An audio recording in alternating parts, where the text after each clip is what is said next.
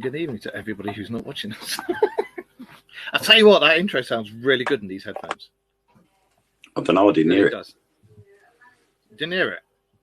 It's not that one that goes ding, ding, ding, ding, ding, ding, ding, like the old newsreel thing. No, that's the Prodigy one. I wasn't using the Prodigy one. I was using the with the bass on it.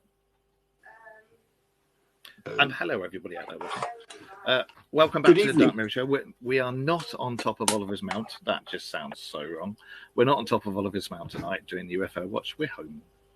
Wayne's back from Blackpool. I'm back from the UFO watch. So we're all home and we're just talking and chewing their fat and seeing how everybody is. So let me put the comments on so I can see everybody in the chat room. There you go. Hi, Eric. You all right, mate? Anyway, so what were we talking about? We were talking about those little twats that dish out the things for smoking, wasn't it? Yes. The little Hitlers that have gone from being car park attendants to anti-smoking. Lot. Yes, the wonderful waste management people. I don't smoke, so I've not had any of this. But that are employed by local councils to enforce litter. Still in my case, it wasn't dropping litter. It was putting a cigarette out and then sitting in my car to bend over and pick the litter up. And I still. That's what it was. You bent over. That's what it was. See, you bent over and went. Mm. Yeah, I bent over, so they shafted me. Yeah. They've tried to. Hey, Rita. I have a nice strong case against them, so. Hi, Randy. It's quite comical, really. So I'm just pushing it as far as I can go and seeing what happens before I let the big guns out and go, well, actually. I can remember once back along in London, and I think it was Christmas Eve, and I parked up and I went to the only place because we had the Works Christmas party, and they hired out Ministry of Sound. They used to hire out a massive nightclub for every Christmas party, and you had to wear a waistcoat and everything. And I parked up at this place that had it's the only place that had a bloody waistcoat. And I went to go and buy it. And when I came back, and I had my disabled badges up, and I parked on, because you can park on double yellows up to 3 hours, as long as it hasn't got the strip up the curb.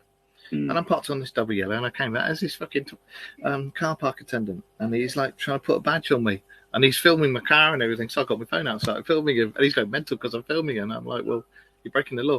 He's like, no, my friend, you're breaking the law. He was like Nigerian or something. I'm like, did you tell him you were recording? Yeah. Yeah, and he went absolutely ballistic. Like, well, you fucking recording, you know? Like, well, you're recording me. And he's like, oh, but I have to. It's part of my job, mate. If it's your job, check up the laws on disability parking. Disabled badge, 2 double yellow lines, 3 hours. I can park it. No. Look it up. Never heard anything after that. Yeah. The thing is while they get given this authority and they think they can do what they like. Yeah. And as soon as you confront them about it, it was like the 2 guys that approached me. They turned around and said, you dropped the litter. I said, I didn't drop the litter. As I'm explaining to you, I have an issue with my back. And it's easier for me to sit in the car and bend out of the car to pick the cigarette butt, which is what I've done, than it is for me to stand there and bend down over to pick it up. Hmm. And yet they still demanded to issue the ticket. So they started giving me aggro, asking me for my name. And I went, I'm not giving you my name. And they went, why not? And I said, because I'm an alien. I told them I've got the video of it because I was recording. Aliens! I went, I'm an alien. And they went, what do you mean? And I can't remember the name of the planet, but I just said, I'm from planet such and such, Galaxy XR3/B. And he went, oh, you're very funny, aren't you? And I went, yeah, I am. And they went, just give us your name. So I said, well, I'm Bob Carolgees. They were youngsters, so they hadn't got a clue who Bob Carolgees was. Yeah. And I just turned around to him and said, I'm good friends with the man that's got an emu, Rod Hull. And that just pissed them off. And I just turned around and said, I don't understand why you're giving me a fixed penalty notice for picking up my own litter.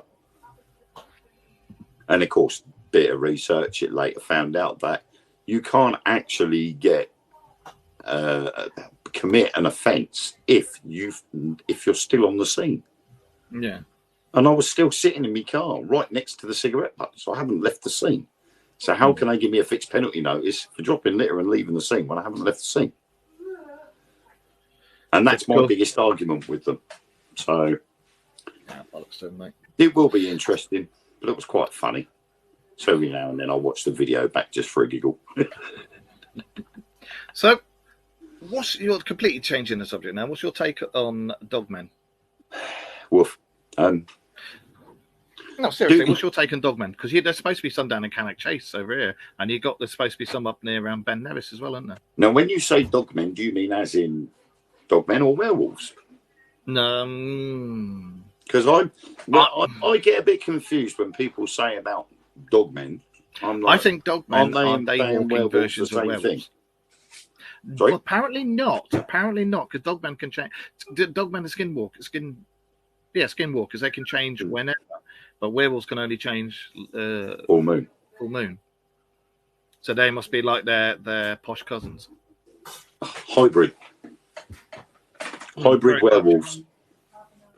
But I definitely think the more we've done this show and the more we've gone down different rabbit holes over the various years and the more bloody research I've done. Hey, Tony. The more I think a lot of the things that we once thought were myths and stories and this, that, and the other are real. And I think there must be remnants from previous epochs, previous civilizations before the wipeout, and then we started again, because we're like humans Mark IV or whatever, and we've had our DNA altered in this. So I don't see why all these things that are supposed to be myths, why they're not left over from previous things before us, precursors, What do you guys out there think? What do you think? What do you think? Yes. Yes, you, Wayne. You. Cheers. So, yeah, what do you reckon?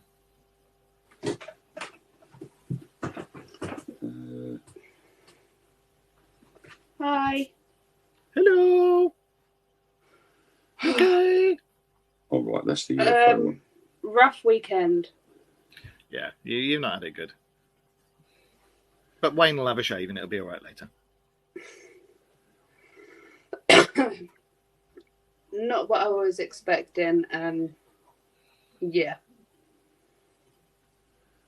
It'll be all right. It'll work out all right in the end. But we may have some Ring doorbell footage. Okay, well, I said to Wayne to let me know. Yeah. We're not going to have Doggy. Why? Because two other people that were going can't go now because they can't get a dog sitter, so they're going to have Ghost instead.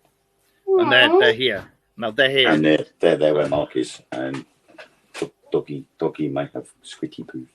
Aww. So we'll come down. Forward to her coming. Mark's going to come down anyway. We're still going to come down and see you guys anyway, but at some point we will come down with the ghost. Yeah, but we've known you for years, and you said you'll bring Ghosty down. I've looked forward to meeting Ghost. You'll meet her at some point. Shut your face. We're trying to do show here. Go on, bug off. Okay. So yes, dogmen.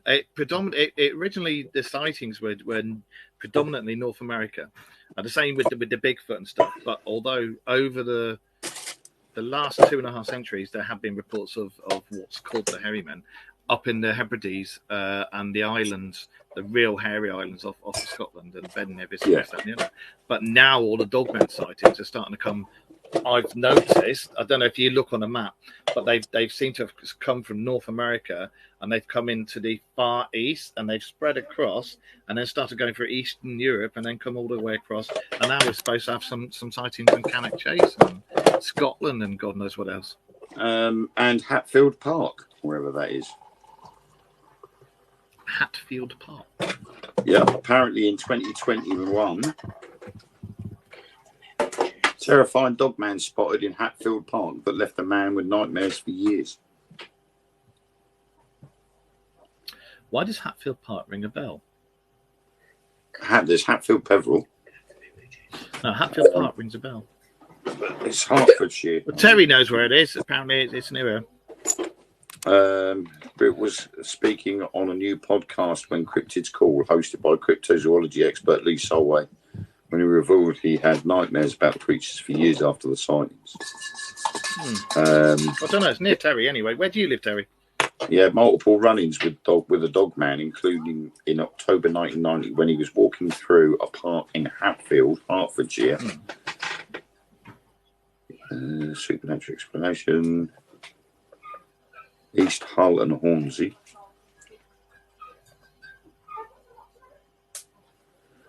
So I mean that's Hertfordshire. Hang on. I've got a bone to pick with somebody in the chat room there. Why have you not asked for a Dark Mirror t-shirt? It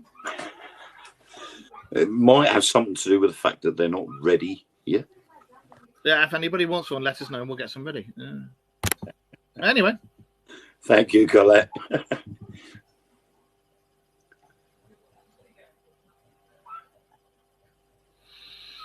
No. Well, somebody, I can't go into details because it's for a secret thing that's going to come out, but somebody I know and Wayne knows is going to go, and well, two people that we know are going to go down and investigate the Dogman sightings down at Cannock Chase.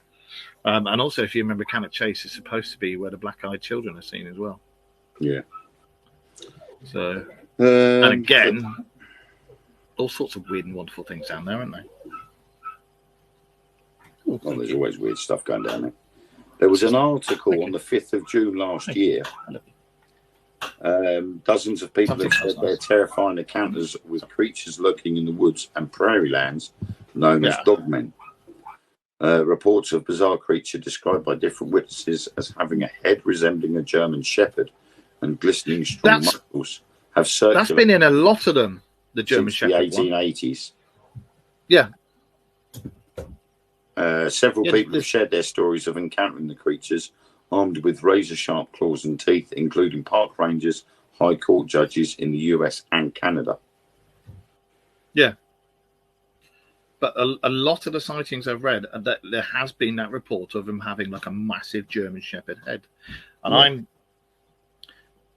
I think if you listen, if people should really, really, really listen to Native Americans and listen to their stories and listen to their oral history.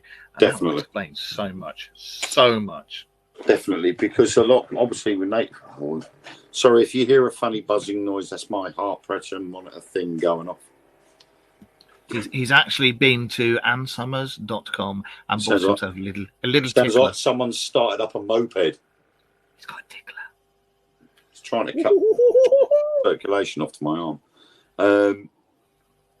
Yeah, I mean, if you look at a lot of the Native American spiritual tales, they're all relating around animals. They all have... And, of course, dogmen have tails.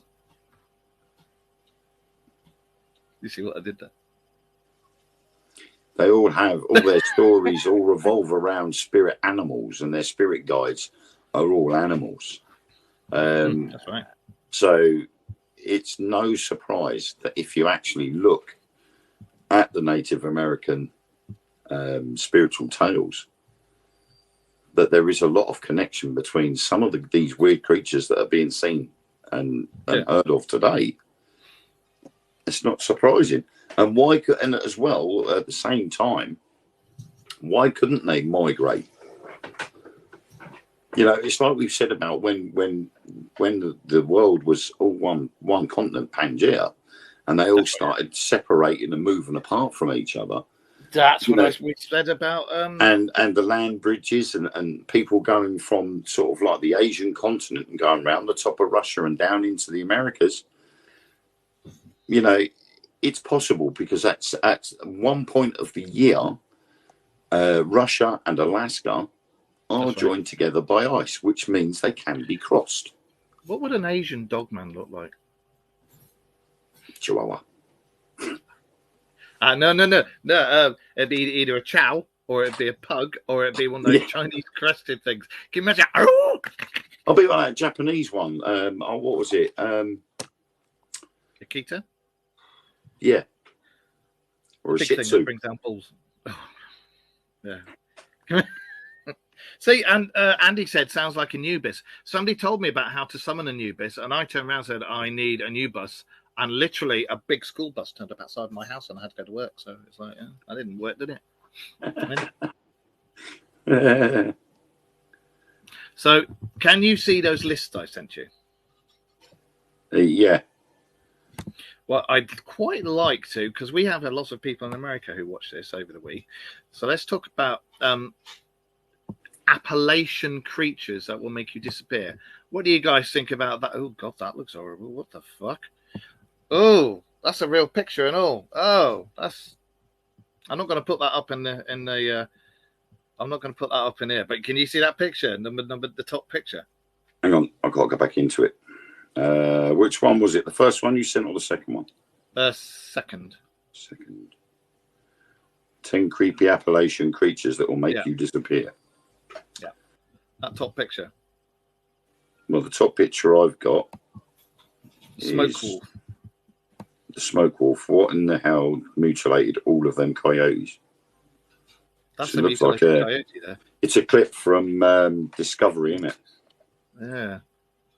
Well, do you want to read that legend out? Or do you want me to do it? No, I can do it. I'll do it. You do the first one. Go on. Give it some beans. Coming in at number 10. This is the top 10 cryptids easily explained by me. No. Top 10 creepy Appalachian creatures that will make you disappear. We don't talk about our charity work, mate. No, it's all about charity. Okay. The Appalachian Mountains are a region rich in folklore and legends, with numerous tales of mysterious creatures and supernatural entities. From the Virginia devil monkey to the Flatwoods monster, the lore of Appalachia is full of cryptids and otherworldly beings that have captivated the imaginations of locals and tourists alike. These creatures have been subject of countless sightings, stories, and debates, with many people still searching for evidence of their existence. Here are the top 10 of the creepiest cryptids from Appalachia. And those ones that do the debates about the cryptids, some of them were masters in their own field, so they were master debaters.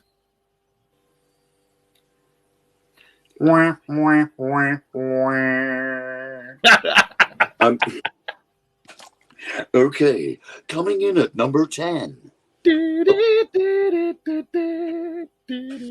According to legend, the Appalachian smoke wolf is a fierce predator that hunts at night and feeds on livestock, wildlife, and the occasional human unlucky enough to cross its path. Physical encounters with a smoke wolf are extremely rare even. But those who have seen it describe it as a large wolf-like creature with black fur and red eyes. Is this giving anyone else Little Red Riding Hood vibes? Whoa. It also has the ability to transform into a cloud of smoke, making it almost impossible to track or catch. And if that isn't enough to send chills down your spine, here are 2 more knowledge nuggets for you. It can only be deterred by the sound of rattling chains, and when you hear it, it sounds like the howl of a wolf with a scream of a demon. The legend of the smoke wolf is relatively recent. It dates back to the early 1900s, when reports of a mysterious smoke-like creature began to circulate in the region, with some speculating that it was a supernatural entity or a previously unknown species of wolf. See, I've always thought with things like that, because again, in the stuff that we've spoken about previously, there have been legends of things that can turn into smoke. But I think a lot of these things that allegedly get turned into smoke walk into mist or have some sort of mist. Maybe it's cold and steam coming up from some sweat and this, that, and the other. But a lot of them, I do think that they say turn into mist and that. I think they can generate a mist or something. I don't know. I don't know. I mean, it's like obviously in the paranormal investigating field, when you go out into somewhere, and people have taken pictures, and they've actually taken pictures of a mist. You know, and like was just said just then, I didn't see who it was that said it, but if they're going to shapeshift, who's to say, like you say, you know, this mist is generated when they change shape, change form. Because you must admit, they must get so hot changing, like, and all the molecules must get absolutely red hot. And when you read the legends of the skinwalkers and shapeshifters, it says that either change into the animal or the human form, they sweat like mad because they're burning up. So if it's cold, I mean, you look at the energy that it's going to take to do it. Yeah, and if it's cold, you know yourself, steam comes off it. And if you look at how much energy is in a human body, just a human body, you know, each cell can, I can't remember what the actual figure was, but I think it was in the billions of volts worth of energy, wasn't it? That's right. You know, our cells can generate more energy than a bolt of lightning or something stupid like that. You can keep a town in energy for something like 3 months just in the energy in your cells. Yeah. So, you know, that amount of energy, and when you look at the likes of a microwave cooking food, I know this is slightly different. This is microwaves, but when you look at it, the item of food is either cold or frozen, and as the microwaves hit it, it makes the move, and the friction creates the heat. And they even make eggs sweat. Yeah, and that then creates the steam. So when something goes to change from one shape to another, you know, it's agitating those molecules, and that is going to create friction. That in turn is going to create steam. And when you look at a lot of if you read up on a lot of the sightings of the ones where there's been mist and stuff, it's always been cold, and it's always been like somewhere like the Appalachian Trail, Canada, the Rockies, all that stuff, and it's always been at night with mist. So if it's changing and you've got all that heat being generated in the process, is it just the steam coming off them? But it's so much steam it looks like mist. Yeah, I mean, if I saw that, I'd shit myself. You know, fuck that. If I saw a dog, I'm out of there. I'm gone.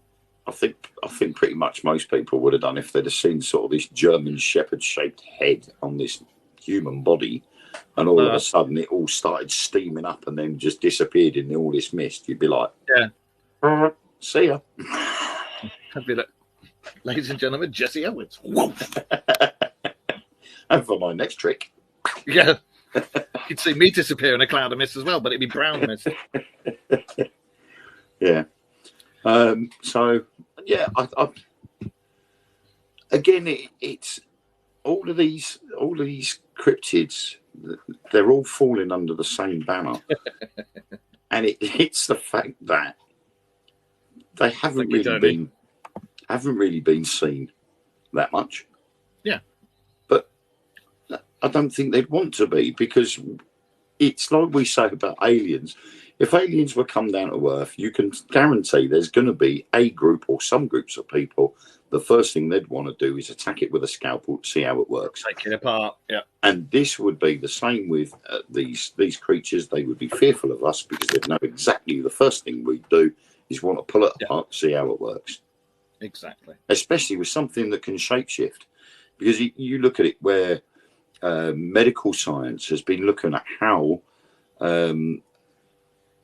creatures are able to regrow limbs. Well, they've been taking axolotls apart, haven't they, and using using their cells to grow. And they think they're something like 2 years away from being able to do something for people who've lost limbs, where they can regenerate it. Exactly. But if you can actually do that with the axolotl and figure out how it is able to regrow a limb, you can imagine the implications it would have on a human being, especially the likes of the military. Oh, God, if you can have a soldier that can get shot and heal himself, I'd be happy with that. That would generate the super soldier, where all he would have to do is have 2 hours break and a bullet hole would be healed. Something stupid like that, you know, accelerate the healing process. Well, they are developing gels for things like that, and they are, like I say, they are developing an application that they think will be able to help amputees and people who've lost limbs, fingers, legs. I don't know, regrow stuff. Things like Germaline's new skin. Yeah, nanotech. Yeah. Germaline's new skin, that is amazing stuff. Whenever I've cut myself or anything, I've put some of that new skin over the top. Yeah, it hurts like a bitch when you first put it on, but after a while, I've healed up pretty quickly after putting that on. I've just realised something. Universal Soldier when you watch the film, now they're dead and they get brought back, and when they've been brought back, they generate lots and lots of heat, and they're always sweating. And when they go in the cold, the steam comes off. Yeah, they overheat, don't they? That's right, and they have to go into like ice baths and stuff to cool down, don't they? Yep. Just the same as athletes do when they're finished doing their training sessions or doing their races. Straight into an ice bath when they're finished. Yeah. Footballers, rugby players. Yeah, but with your luck, you turn into a lizard man. It's nice to know who your friends are. Fuck you, Eric. Fuck you. Shall we read number 9? Number 9. Number 9 is the Silver Giant. Oh. Right. The Appalachian silver giant is a creature from the folklore of the Appalachian region of North America. And I've got an advert in the way that I just need to move because I can't see this mask better. According to the legend, this massive humanoid creature has shaggy silver fur and eyes that glow in the dark. So basically a general description of all dogmen. It is described as being almost 10 foot tall and weighing over 500 pounds. That's 227 kilos, making it incredibly strong and agile. Jesus, that's big.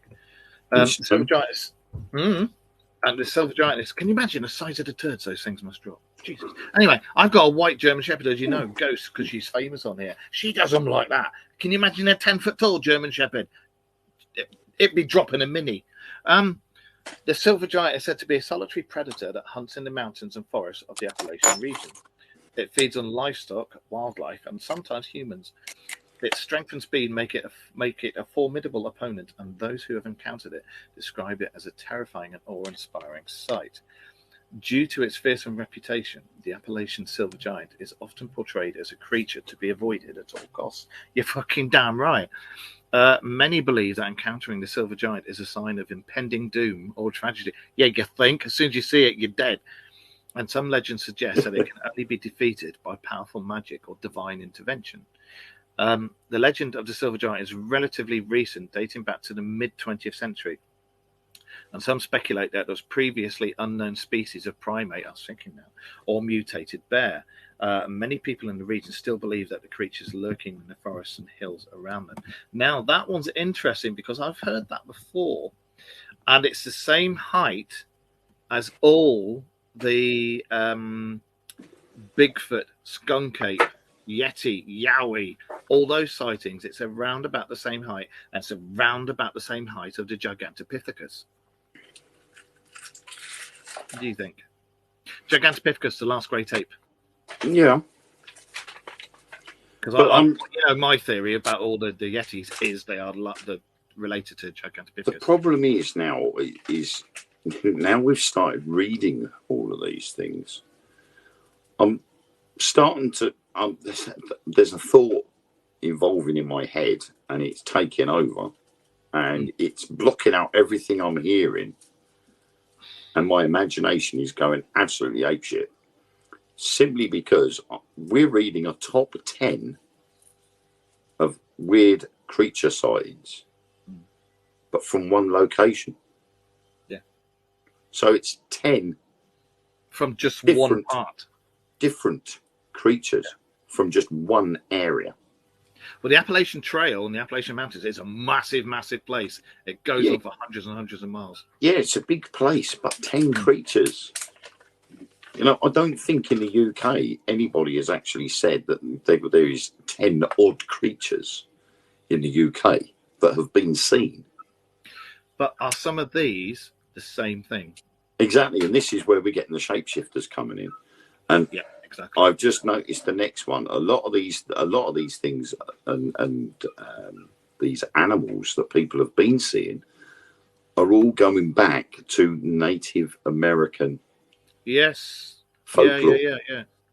Yeah, definitely. That's an interesting one. That one actually, I'll let you read that one. What, the Raven Mocker? Yeah. I think dogmen all come from either the same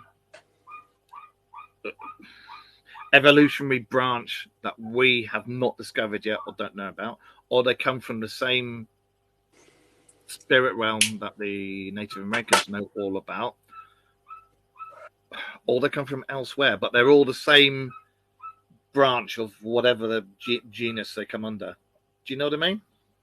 I don't know how I'm describing it, if I'm doing that properly, but I believe that they are out there, things like that, but they all come from specific genus, however you say it. Whether they be spirit, whether they be shapeshifters, whether it be gene manipulation, or whether they're just an unknown species that we haven't found yet. The same as the Bigfoot. I genuinely think Bigfoots are real, you know, and I don't see why these aren't real, because I've seen some compelling evidence for these. To be honest, I can't see why they wouldn't be.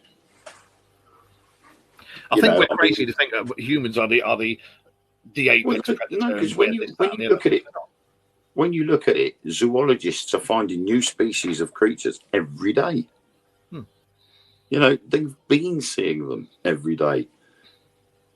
And actually documenting all of these different new creatures, like all these new spiders that they're finding. You know, there must be a couple of new species discovered every day. And right, yet, take it easy, mate. And yet they've been around for God knows how many thousands of years. But now have only just been discovered. They've kept out of the way all this time. And now only just. All of a sudden gone, hello, take notice of me. Yeah.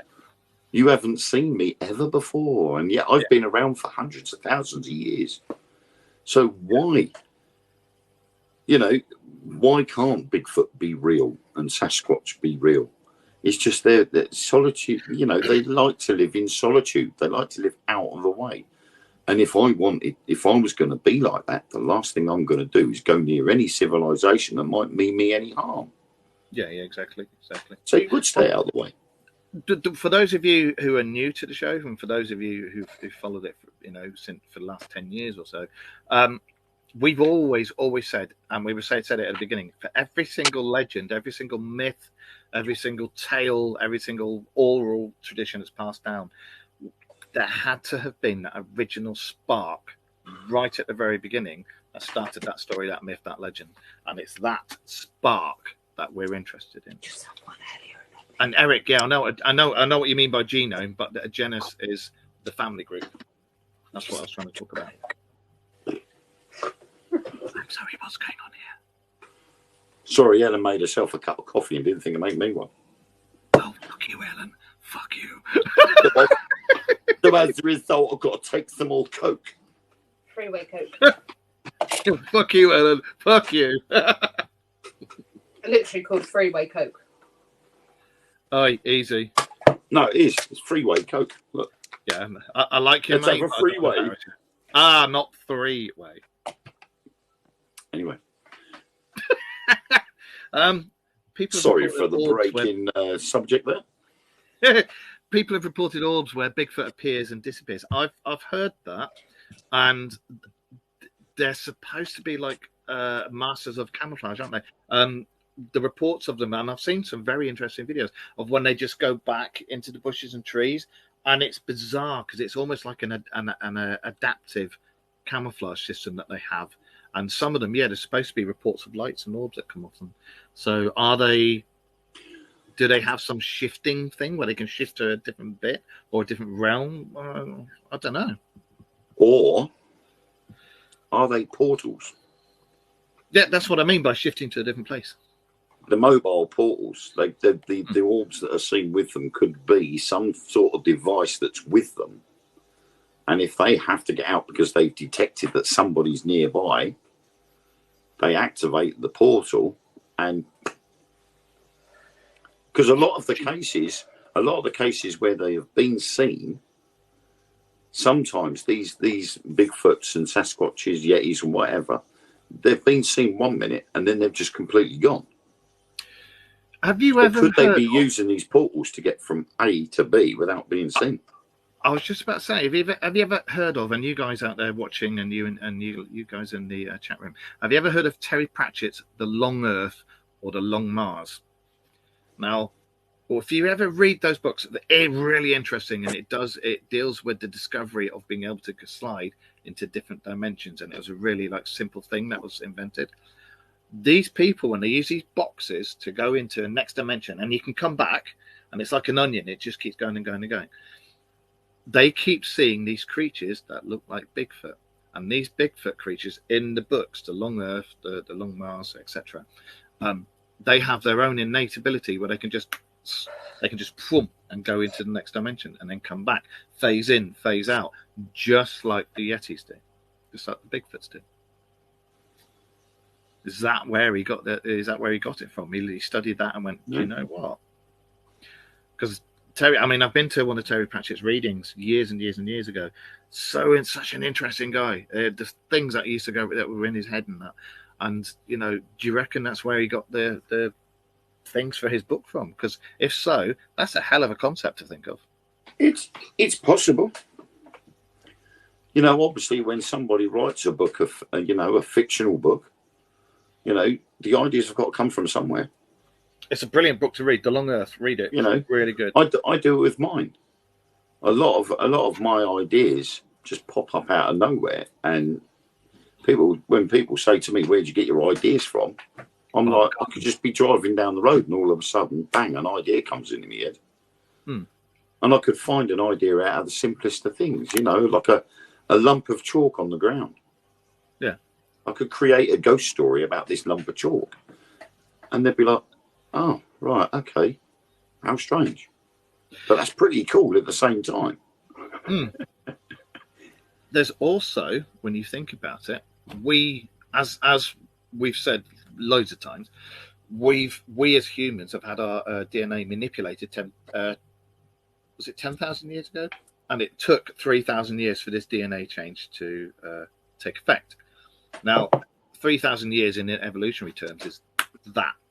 And when you look back on the legends of Gilgamesh and the Anunnaki and this, that, and the other, it was them that altered our DNA. And it says that they altered our DNA, and they made the first Anunnaki queen carry one of us to term. And she was like, "Yeah, there we go. We made this."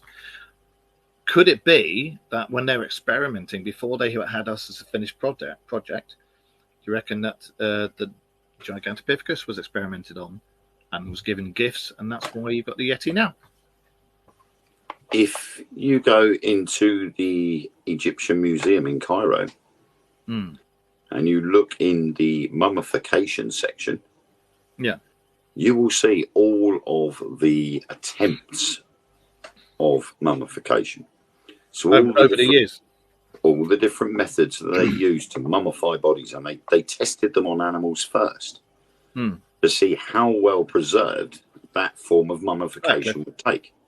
Yeah. So who's to say that's not what the Anunnaki did? Exactly. They would have tested until they'd got it right, and then once they'd got it right, they go, boom, there you go, finished product. Because 3/4 of our DNA isn't actually junk DNA as they originally thought. It's just DNA that's been capped, so we can't access it yet.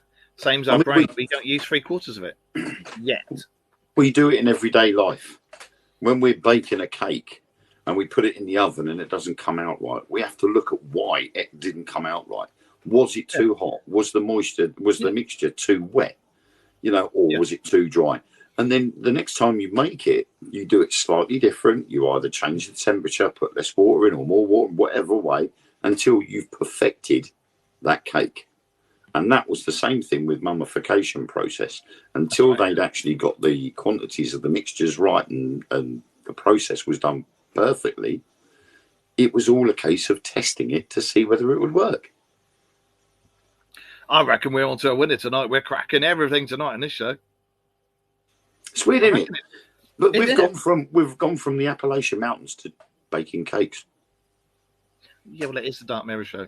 It wouldn't be the Dark Mirror Show if we suddenly didn't go down a rabbit hole and talk about something. Should we talk about birds now? Yes, let's talk about birds. The raven mocker. Now, previously we mentioned about Indian folklore, and so the raven mocker is a creature from folklore of Native American tribes in southeastern United States. Raven mocker, not raving mocker. We're not. Not a raving mocker. Mad for it. A raven mocker. Mocker. Having it large. According to legend, The raven mocker is a malevolent spirit that preys on the sick and the dying. Not very nice. No, it's not. Excuse me. It's said to take the form of a large bird with raven feathers and sharp talons, or an old person. For it said of them. Yeah. Known for its ability to fly silently through the night, it hunts for those whose time has come. Once it finds its prey, it uses its powerful magic to drain their life force and prolong its own existence. The legend of the raven mocker is believed to have originated from the fear and superstition surrounding death and disease in traditional Native American cultures, including the Cherokee, Creek, and Seminole. It was a way, something like that, Semolina. It was a way for people to explain the mysterious deaths of loved ones and understand the power of sickness and death. Today, the raven mocker is still regarded as a dangerous and malevolent spirit in many Native American communities. Its legend continues to be passed down from generation to generation. Some believe that encountering the raven mocker is a sign of impending death or tragedy, and many traditions and rituals are still practiced to protect against its dark magic. So basically, that's death with feathers.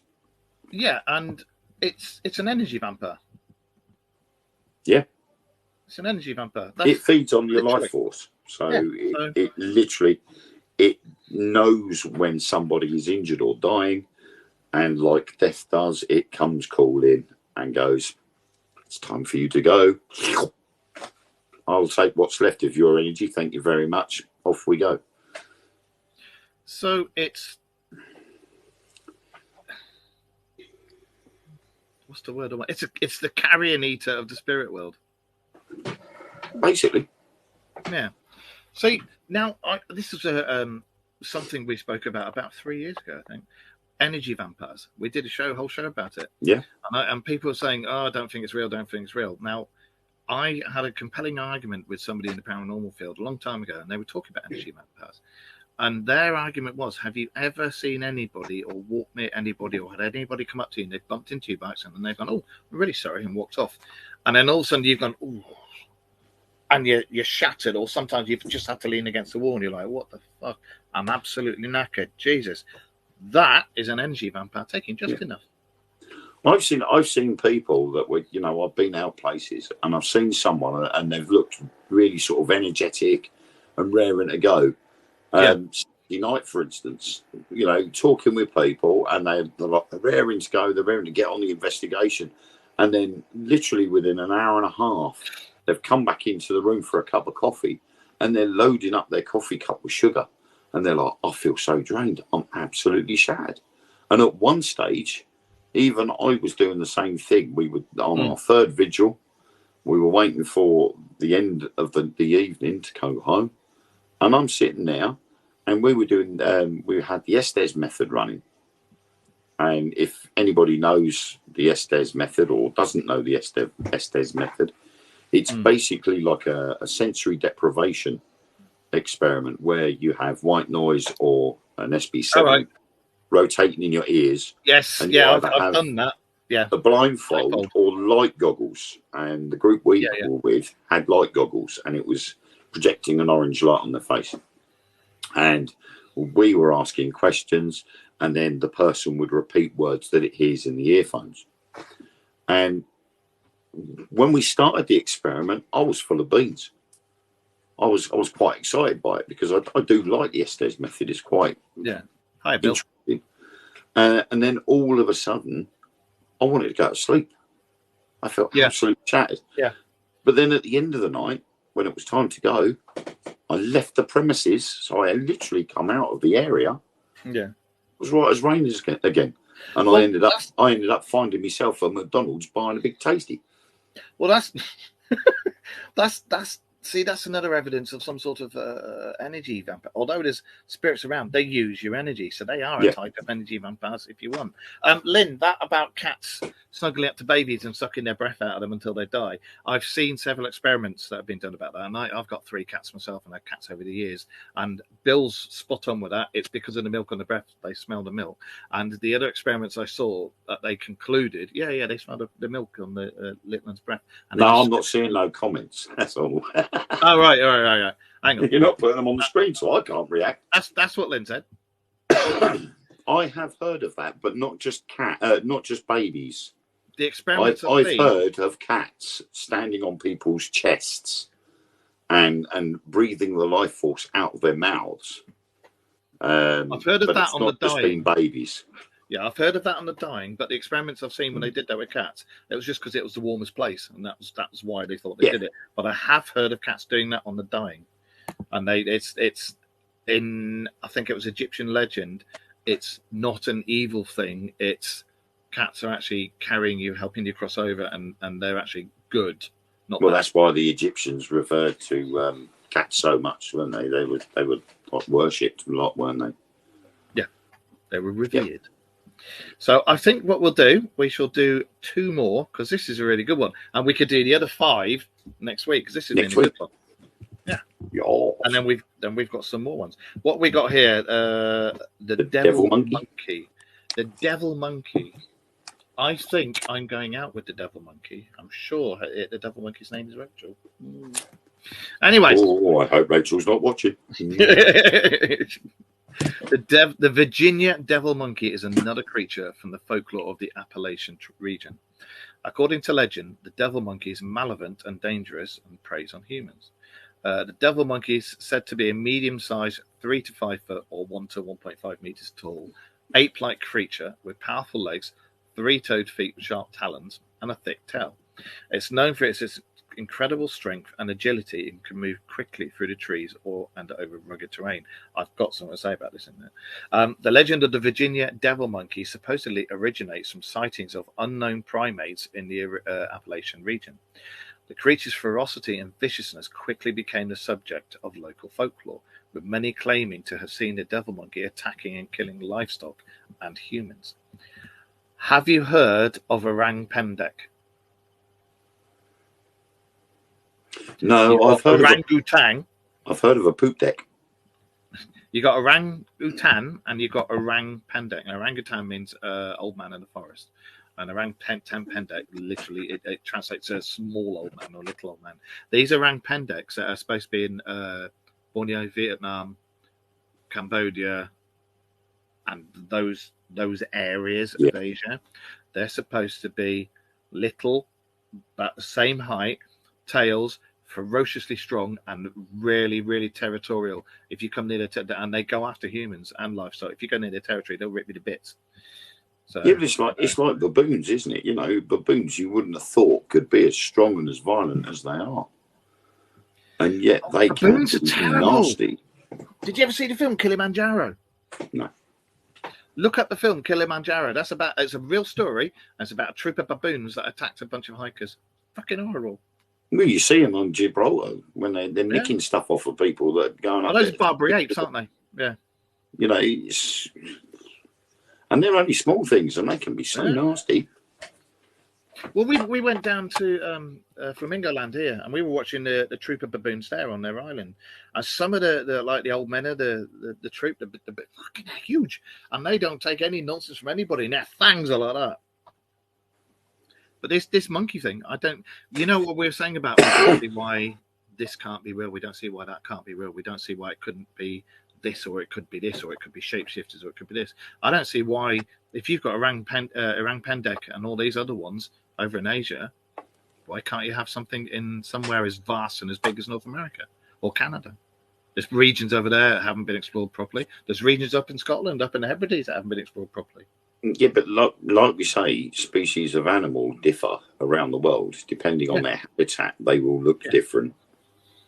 They're still the same species, but they just look different. So they've been given a different species name because of that difference in. That's what I meant by the same genus. And that's what we've done with the likes of Bigfoot, Sasquatch, Yeti, Abominable Snowman, they're roughly the same species, but they're just different breeds of the same species. Exactly. So who's to say that this, the Virginia devil monkey is just not a different species or a different breed of a species that's known to that area? Its evolution has just changed for that particular breed. Or is it a Bigfoot's asshole teenage kid with a tail? Yeah, why not? Oh, it could be one of these. It wasn't a tail. It was just really gifted when it was born. It could be a millennial Sasquatch. Millennial Sasquatch with a huge knob. Yeah. There you go. No, Dad, I don't want to be a Sasquatch. Oh, I hate you, Dad. What am I going to shave my balls for? I'm coming out the closet, Dad. Oh my God, can you imagine that gay Sasquatch after you? Oh my God, that's a Spookadoria. Oh, yeah. Yes, you know it is. No, yes. That can get out my head. I don't want that one. You wake up and you're inside this cave and there's a tub of I can't believe it's not butter next to you and your trousers are gone. You're fucked.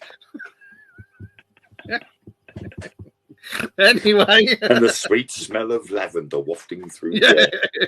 It puts the lotion on its skin or it gets the hose again. Do you want to read the Dwayyo? This will be the last one. And oddly enough, the Dwayyo. Oh, brilliant. Oddly enough, we've gone right the way full circle back to a dogman. Yep. The Dwayyo is a creature from Appalachian folklore, specifically Maryland. It is said to be a large wolf-like creature with shaggy fur. Oh, sorry, I should have done it. Shaggy. Fur, sharp teeth, and glowing eyes. Starting to sound like a familiar image, right? Yep. The legend of the Dwayyo dates back to the early 20th century, when reports of a mysterious wolf-like creature began circulating in the region. Some believed that the beast was a werewolf, while others speculated that it was a previously unknown species of animal. According to legend, the Dwayyo is the enemy. What? Oh my God. According to legend, the Dwayyo is the enemy of the Snallygaster, an entry later on our list. So we'll read that. Watch out for that next week. Know about this. Yes, it is known for its incredible speed and agility, and is said to be able to move quickly through the forests and the Blue Ridge Mountains. Despite the many reports of the Dwayyo history from University of Maryland students, there is no concrete evidence of its existence. Some believe that the creature is simply a legend, while others believe that it is a real but elusive predator that is still roaming the wilds. Just like Bigfoot and Sasquatch. Yeah. I think that these are the same family, the same group, the same genus. It's the same ones, but different regions see it and observe it as a different thing. Yeah. I've just read what the Snallygaster is. I'm not going to tell anybody out there what it is, but it's really bizarre when you think that is the enemy of that. You'll find out next week. Well, oddly enough, the Snallygaster is this week's number one. The Snallygaster. That's an awesome name. You have to wait till next week for that one, guys. Well, it's like the Blue Ridge Mountains and that, and I'm sure, Bill, if you're still listening, I know you know a lot about that stuff. And I'm sure there's so many different legends about the Blue Ridge Mountains and all the things that go on up there. And I can remember Laurel and Hardy singing about the Blue Ridge Mountains as well. Blue Ridge Mountains of Virginia. So, right. God, it sounded more like you were about to go tiptoe through the tulips. No. Eric's going to sing that for us next week. What's that? You know what the Snallygaster is, or the Dwayyo, or both? Dwayyo. So, my tube's exposed. Excuse me. I think most of the stuff that we've spoken about tonight, I do think that they come from this. Well, obviously, Dogmen and Yetis are different, but separate families. But I think that they are all these different ones that are seen, like different types of Dogmen, different types of Yetis, and that they come from the same evolutionary line. I think. because it's loads and loads of things are coming to light now, and it's happening more and more all over the place. So yeah, so it's yeah. I think I'm likely to tend to agree with you. I mean, it's like obviously a lot of these sightings in the Appalachian Mountains all seem to be roughly a creature with similar appearance to each other. Yeah, exactly. There's just a slight altercation, and it's like we've been saying, there is a difference between Northern European, especially in the Icelandic areas, pale skin, pale, blonde, white hair almost, and then you go towards the Mediterranean, it's olive-coloured skin with dark hair. Go into Africa, and it's dark skin, dark hair. Depending on where the species is located, will depend on its appearance because of its habitat. Look at the Yowie, the Australian Bigfoot, and the one main difference with the Yowie is it has a portable barbecue it takes with it all the time. Yeah, I love shrimps. It does. And he goes, which translated is put another shrimp on a barbie, mate. Stick another shrimp on the barbie, mate. Got to get home. I'm watching that. I've started watching that again on Amazon Prime. What, Neighbours? I'm sad. I watch it. I'm a bit annoyed that Amazon Prime haven't shown every episode, though. I went right back to the very first episode, and each season it was like 20-odd episodes missing. There was some DNA that was found. There was some hair found twice, I think it's happened. One, Josh Gates went on an expedition and he found some hair, and there was another one, and I can't remember where it was. Wasn't there one when a Bigfoot or a Sasquatch had attacked some guys in a cabin? So they that could be where the other hair came from. Yes, it was caught in the wood. They put a special mat outside the front door because it kept coming up to the door itself. Yeah. So they put special matting on the floor so that when there was pressure put on them, there was little hooks that came through. A bit like Velcro, yeah. And it was able to then grab the bits of the hair. And the following morning, they had got camera evidence of something had been getting close to the cabin. But when it actually approached within camera shot, the cameras went all fuzzy. But after it disappeared the following morning, they went out to the mats and they found clumps of hair stuck to the hooks on the mats. Lynn's just saying, have they had any results from it? It was tested, and I saw the results of the Josh Gates one. All the hair that they've ever found has been tested, and it doesn't correlate with any known species. None of the hair that's been found and tested, because there's only been 2 lots that are genuine and have been found. Because the one that was supposed to be in a Tibetan monastery was found to be an orangutan's hair, but they said it was a Bigfoot. I understand why. But these two lots that were found have been tested, and they don't come from any known species. I think the one with the cabin that was found on the mats the following day, that was one of the ones that was. They haven't got a clue what it was from. That's right, and they think, don't they, that Bigfoots and Dogmen can see infrared, ultraviolet light, and they think that the Bigfoots have a way of generating some sort of electrical field around them that may have something to do with their adaptive camouflage, I don't know, or portals, but whatever that electrical field is, it interferes with cameras and stuff like that. So, I tell you what, I think we'll definitely speak about some more of this next week, because this has been rather good so far. We'll stick with the Appalachian Trail, and we'll do the next 5 next week. And you guys in the chat rooms have been brilliant, because you've been coming out with all this stuff. Apart from Eric Bigfoot Thompson, who keeps throwing out comments and being sassy, and I'm surprised he hasn't tried to put cucumber emojis in them and stuff like that, because you know what he's like. We love you, really, Eric. You've got to come on the show at some point, Eric, because you know quite a lot about all this stuff. So I think you need to come on the show one week if you'd like to, and we can talk about all this with you. So, yes. And anyway, there you go. We ran over a bit because we were delayed today, but we will be back next Monday, and we'll be back here. And hopefully Wayne won't have his vibrating accoutrements on him. No, I've only got it till tomorrow afternoon. It's a Swedish penis pump. Austin Powers lent it to him. Do you ever remember that? Because one Swedish penis pump's not mine. How did that get there? Owner, Mr. Austin Powers. It's not mine. I don't know. Well, I'm glad you guys like the show. Thank you for all your comments. And remember, if you keep your eyes to the skies, if you see anything, tell us. Let us know. The Dark Mirror Radio Show at yahoo.com is our email address. So send us anything you find or see to that email address, and we will mention it on the show. Or you can message either myself or yes, yep, you can via Facebook, and we will. Yes, definitely, and we'll get back to you because we don't ignore people that message us. We do get back to you, unless of course we get millions of messages, but we're not that famous. So anybody who just oh behave, Eric says, oh behave. Oh behave.